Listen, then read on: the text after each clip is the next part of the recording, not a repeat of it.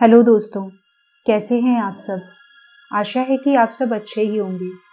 आज मैं आपके लिए एक नई कहानी कब्रिस्तान का रहस्य लेकर आई हूँ। कहानी पसंद आए तो मेरे चैनल को सब्सक्राइब करना और वीडियो को लाइक करना ना भूलें। साथ ही साथ अगर आप चाहते हैं कि मैं भविष्य में भी आपके लिए ऐसी ही कहानियाँ लेकर आती रहूँ तो उनकी अपडेट्स पाने के लिए बेल आइकन को भी प्रेस कर दें। तो चलिए शुरू करते हैं। अगर सब ऐसे ही चलता रहा तो वह दिन दूर नहीं जब हमारे चैनल का दिवाला निकल जाएगा। हमने पूरी 2018 में मेहनत की मगर कोई फायदा नहीं। अब 2019 आने तक टीआरपी इतनी गिर चुकी है, आखिर होगा क्या। विशाल ने वाइन का एक ग्लास पकड़े हुए कहा। विशाल, अब ऐसे काम नहीं चल सकता। हमें कुछ अलग सोचना होगा, कुछ नया सोचना होगा, कुछ ऐसा दिखाना होगा जो बाकी न्यूज चैनल्स नहीं दिखाते। कोई खतरनाक लाइव कवरेज या किसी हॉन्टेड जगह का पर्दाफाश करना, या कोई जगह हॉन्टेड है या नहीं इसकी सत्यता की जांच करना। कैसा आइडिया है? विशाल की पत्नी ने कहा। आइडिया तो ऑसम है, रॉकिंग है। मैं कल ही एक टीम बनाता हूँ और उन्हें किसी हॉन्टेड जगह भेजता हूँ। विशाल ने कहा, मगर एक छोटी सी टीम भेजना, क्योंकि अगर वाकई किसी हॉन्टेड जगह पर कुछ गड़बड़ हुई तो हम मामला हल्के में ही निपटा सके।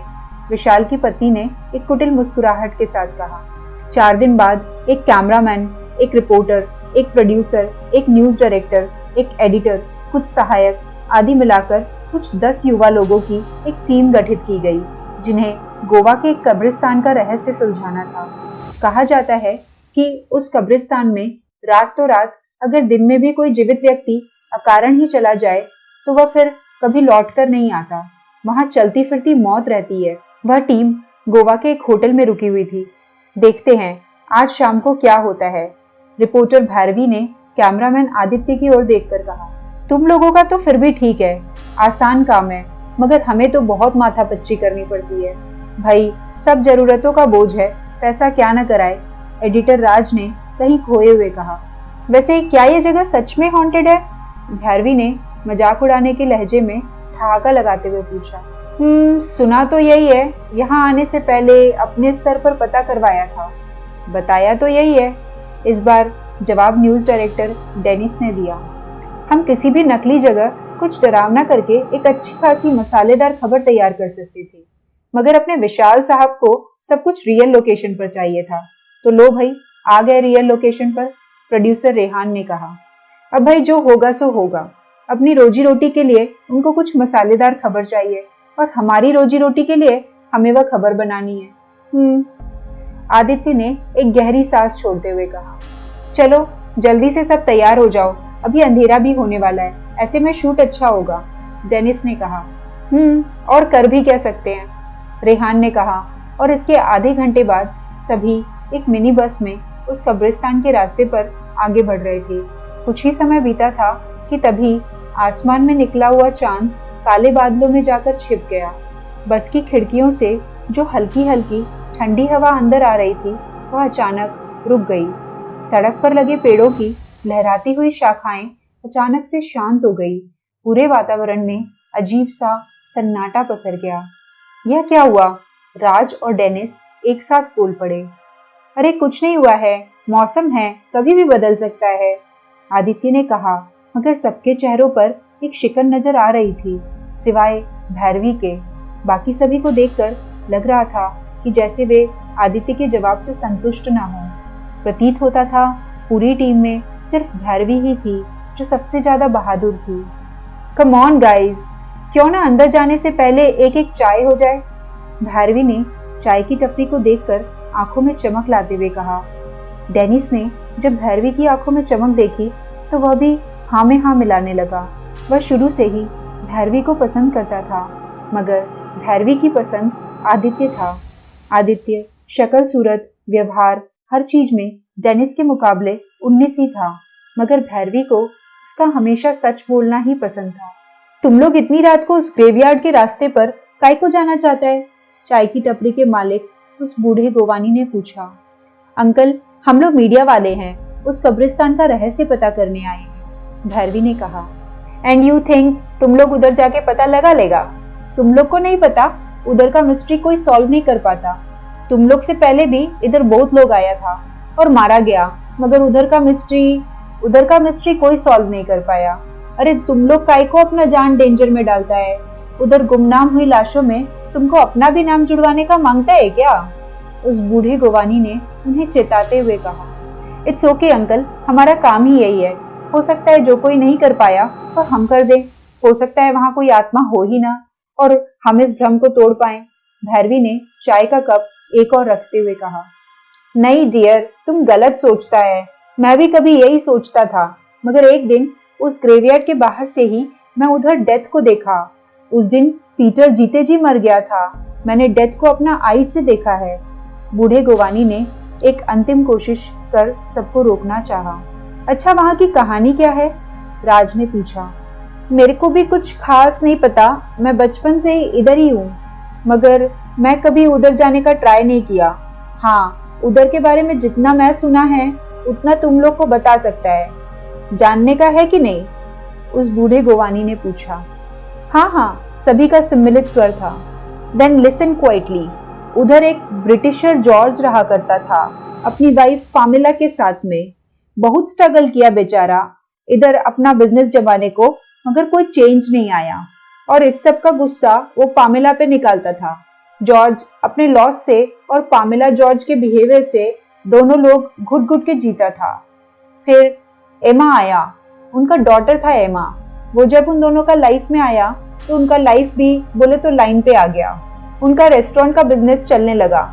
इधर उसके रेस्टोरेंट का कई ब्रांचेस पूरा गोवा में फैल गया था। जॉर्ज और पामेला का लड़ाई भी रुक गया।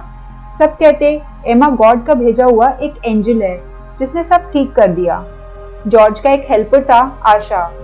उसका अपना कोई चाइल्ड नहीं था, बोले तो उसके लिए एमा ही उसका अपना डॉटर था। धीरे धीरे एमा बड़ा हो रहा था और आशा का उसके लिए लव भी अब एक ऑब्सेशन के जैसा बढ़ रहा था। एक दिन जॉर्ज ने बताया कि वो विद फैमिली लंदन शिफ्ट होने वाला है। अब आशा को ये अच्छा नहीं लगा। बोले तो वो एमा को किसी भी कंडीशन पे अपने से अलग नहीं करना चाहता था। वो एमा को किडनैप करके उस ग्रेवयार्ड में लेकर आ गया। आशा अपने साथ, वो तुम्हारे में क्या बोलता है? हाँ, तांत्रिक। आशा अपने साथ उस ग्रेवयार्ड में 21 तांत्रिक को लेकर आया सो दैट वो एमा को हिप्नोटाइज करके उसके सोल में ये बात बैठा दे कि एमा आशा का डॉटर है और इसलिए उसको लंदन नहीं जाने का। उधर जॉर्ज और पामेला भी एमा को ढूंढता हुआ उस ग्रेवयार्ड में पहुंच गया। जब जॉर्ज और पामेला ने देखा तब आशा अनकॉन्शियस एमा को लेके वो 21 तांत्रिक के साथ ब्लैक मैजिक परफॉर्म कर रहा था। ये देखकर जॉर्ज ने गुस्से में उधर रखा ब्लैक मैजिक का सारा सामान खराब कर दिया, बोले तो तोड़ दिया। जॉर्ज सोचा था कि एमा कॉन्शियसनेस रिगेन कर लेगा, मगर इसका ऑपोजिट रिजल्ट निकला। एमा का डेथ हो गया और एमा के साथ साथ वो 21 तांत्रिक और आशा का भी डेथ हो गया। वो सब एक साथ मिलकर ही तो ब्लैक मैजिक परफॉर्म कर रहा था ना। ब्लैक मैजिक उल्टा पड़ गया था। अपना आइज के आगे अपना डॉटर का डेथ जॉर्ज और पामेला एक्सेप्ट नहीं कर पाया और वो भी चला गया हमेशा के लिए। उस ग्रेवयार्ड में एक साथ 25 डेथ हुआ था। वो जगह पूरा खराब हो गया है। उन सबका सोल आज भी उधर ही है, आपस में फाइट करता है उधर रात के टाइम। उधर जाने वाला पर्सन के ग्रुप को देख के जॉर्ज और पामेला के सोल को लगता है कि वो उनसे उनका एमा छीनने के लिए आया है, जैसे आशा एक बड़ा ग्रुप के साथ आया था और इसलिए वो उधर आने वाले सब लोग को मार देता है। और दूसरी तरफ आशा को हर अकेला पर्सन देख के लगता है कि वो जॉर्ज और पामेला की तरह एमा को उससे दूर ले जाएगा और वो उस अकेला पर्सन को मार देता है। वो तांत्रिक का सोल्स भी उधर ही है। वो सब मरने के बाद भी डेविल को ह्यूमन का सैक्रिफाइस करता है। बूढ़े गोवानी ने पूरी कहानी बताई, जिसे सुनते वक्त भैरवी, आदित्य, राज, डेनिस, रेहान सबको लग रहा था जैसे सब उनकी आंखों के सामने ही हो रहा हो। सबको चुप देखकर वह बूढ़ा गोवानी खुद ही बोला, अब भी जाने का तुम लोग को उधर? नहीं। हाँ, रेहान और डेनिस एक साथ न बोल पड़े, जबकि भैरवी और आदित्य ने हाँ बोला। राज अपनी आदतानुसार चुप ही था। साहब, मैं तो कहता हूँ मत जाइए, टीम के साथ आए सहायक दयाल ने कहा। मैं भी यही कहती हूँ साहब। अरे क्या करना रे बाबा ऐसे पैसे का, जब जान ही नको बचे, विमला ने कहा। हाँ हाँ दीदी, मत जाइए उधर, वृंदावन और जयकिशन ने भी एक साथ कहा। विमला ताई, दयाल दादा, आप लोग जरा सोचने तो दीजिए। यहाँ हमारा 3 दिन का शेड्यूल था और आप लोग पहले दिन ही हिम्मत हारने लगे। भैरवी ने थोड़ा गुस्से में कहा और आगे बोली, गाइज, हम इतनी दूर आकर हार नहीं मान सकते। And accept it, we don't have any other choice. Vishal sir को यह अच्छे से पता है कि हम सब लोगों का फाइनेंशियल स्टेटस ज्यादा अच्छा नहीं है। ऐसे में हम ना कह ही नहीं सकते थे, ना कहते तो जॉब भी जाती। उन्होंने हमारी मजबूरी का ही तो फायदा उठाया है और हम भी ये अच्छे से जानते हैं कि हम अपने स्ट्रगल के दिनों में एक बड़े न्यूज चैनल में काम करके ही कुछ कर पाएंगे। हमें विशाल सर की शर्त तो माननी ही थी। जब भैरवी ने सबको सच्चाई का आईना दिखाया तो अब किसी के भी पास कहने के लिए कोई विकल्प ही नहीं था। वे सब वापस अपनी मिनी बस में बैठकर उस कब्रिस्तान की ओर बढ़ने लगे। अब वह कब्रिस्तान उन सबकी आंखों के ठीक सामने था। उन्होंने जैसे ही कब्रिस्तान में प्रवेश किया, हवा का एक तेज झोंका आकर मानो उनकी बस को रोकने आ गया। सभी सकपका गए थे, मगर अपनी घबराहट दिखाना कोई नहीं चाहता था। जय किशन जी, दयाल दादा, आप लोग सामान निकालिए एक एक करके, और विमला ताई, आप एक जगह बैठने लायक साफ कर दीजिए प्लीज। डेनिस सबको निर्देश देता जा रहा था। साहब, मैं आता है, वृंदावन ने अपनी छोटी उंगली उठाते हुए कहा। हाँ जाओ, तुमको तो काम चोरी का बहाना चाहिए, डेनिस ने खिसियाते हुए कहा। वृंदावन गुनगुनाता हुआ अपना काम खत्म करके पीछे मुड़ा ही था कि तभी उसकी चीख निकल गई। उसके सामने लाल साड़ी पहने हुए, माथे पर एक बड़ी सी बिंदी और आंखों में गहरा काजल लगाए एक औरत खड़ी थी।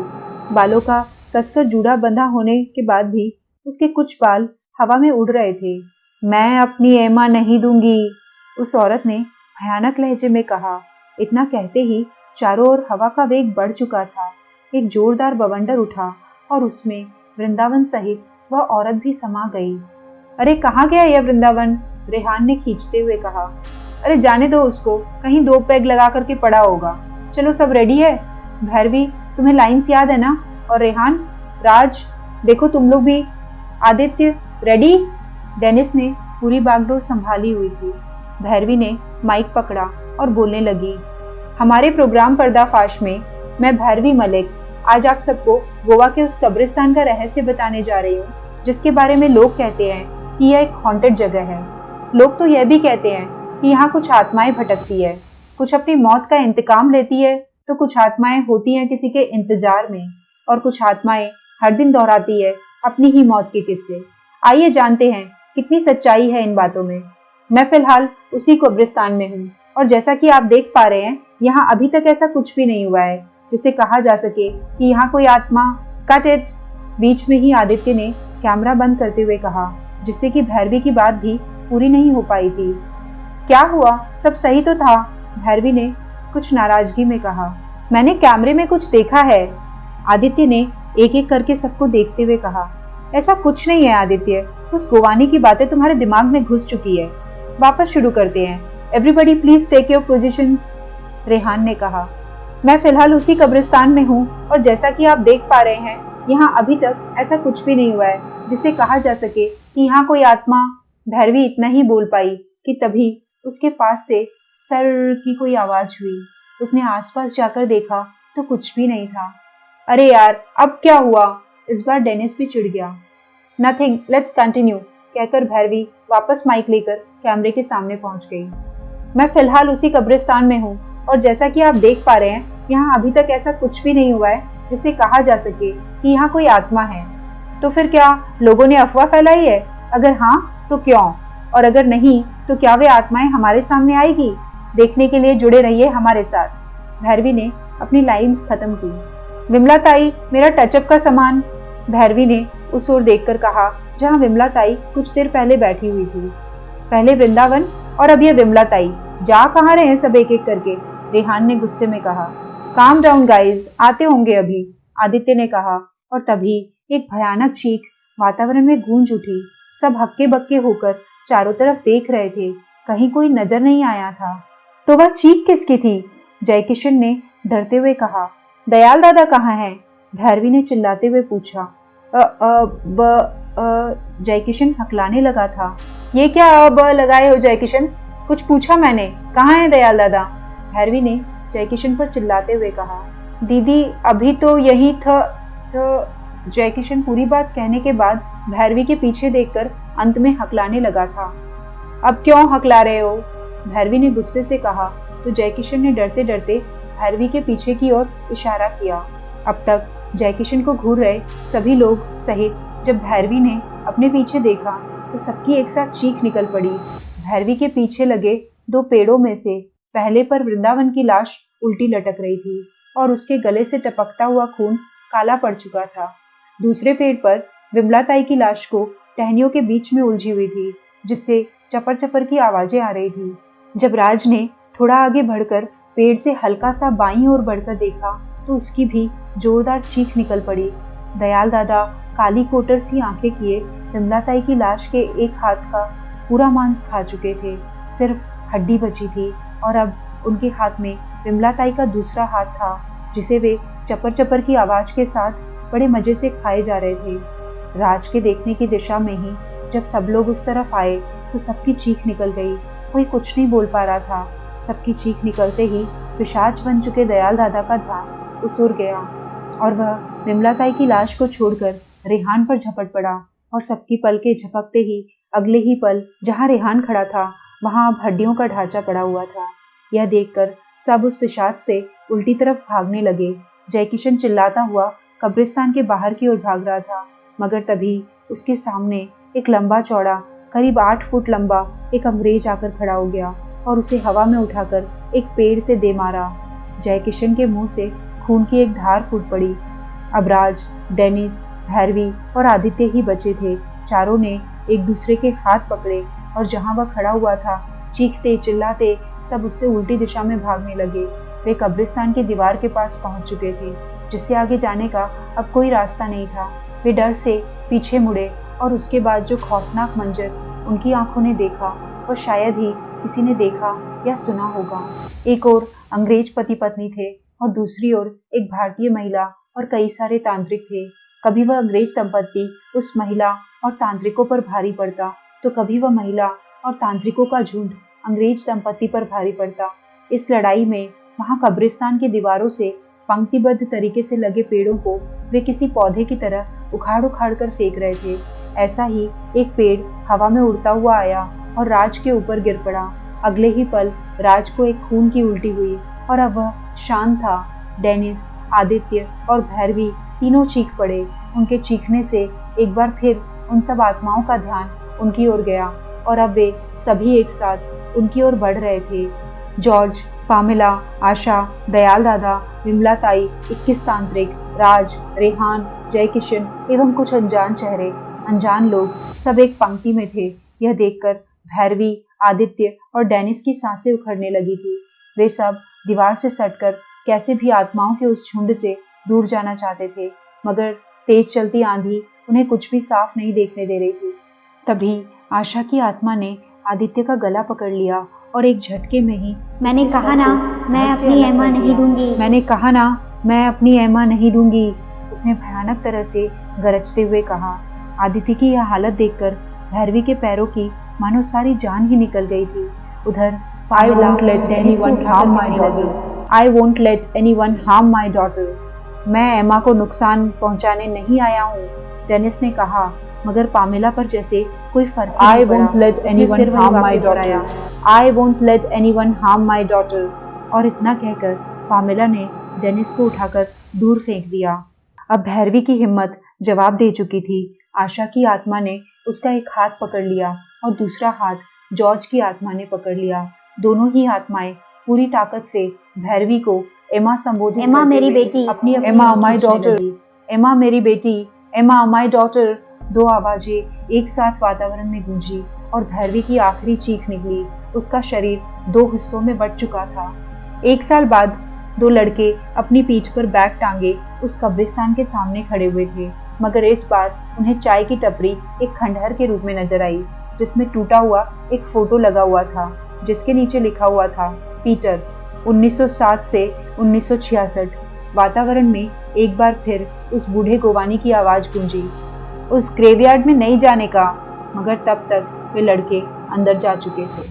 फिलहाल डेनिस एक मेंटल असाइलम में था, जहां वो हमेशा चिल्लाता रहता। गोवानी रोकता रह गया था, हम नहीं माने, मैं एमा को नुकसान पहुंचाने नहीं आया हूँ, सबको मार दिया, हा हा हा हा हा। उस कब्रिस्तान में जाने वाले लोग बस गुमनाम लाशें बनकर रह गए। कब्रिस्तान का रहस्य हमेशा अनकहा ही रहा। दोस्तों, आपको ये कहानी कैसे लगी कमेंट सेक्शन में जरूर बताइएगा। साथ ही साथ अगर कहानी पसंद आई हो तो इसे जितना हो सके उतना शेयर कीजिएगा, ताकि आपके साथ साथ